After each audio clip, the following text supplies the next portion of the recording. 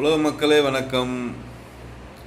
Brother sister, நான் சொல்கிறது என்னண்டா, பொதுமக்களுக்கு புரிய வைக்கிறேன். சரிங்களா?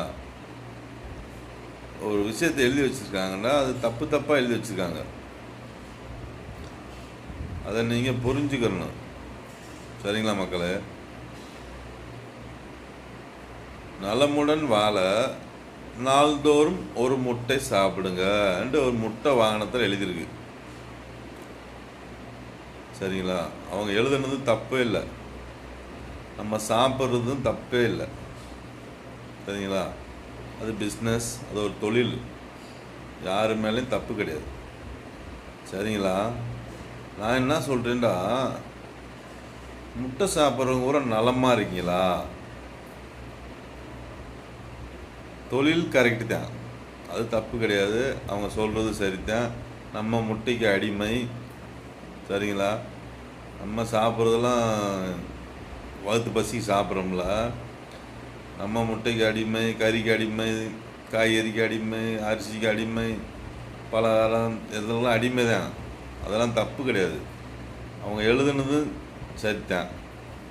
இந்த ஒரு பிஸ்னஸ். சரிங்களா? நலமுடன் வாழ நாள்தோறும் ஒரு முட்டை சாப்பிடுங்க என்று அவங்க பிஸ்னஸ் பண்ணுறாங்க, தொழில் செய்கிறாங்க. அதை சாப்பிட்டவங்க நலமாக இருக்கீங்களா?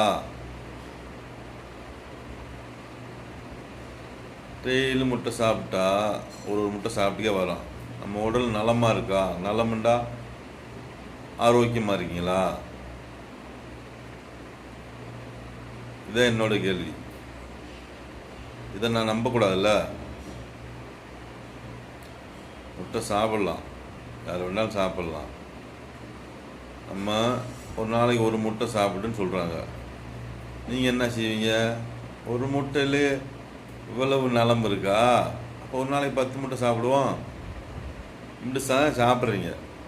நான் முட்டையை சொல்லலை, வேறு விஷயத்த சொல்கிறேன். எதை சொல்கிறேன்? நான் கடவுளை இழுக்கிறேன் உள்ள. இந்த முட்டையை வச்சு நான் கடவுளை உள்ள இழுக்கிறேன். சரிங்களா?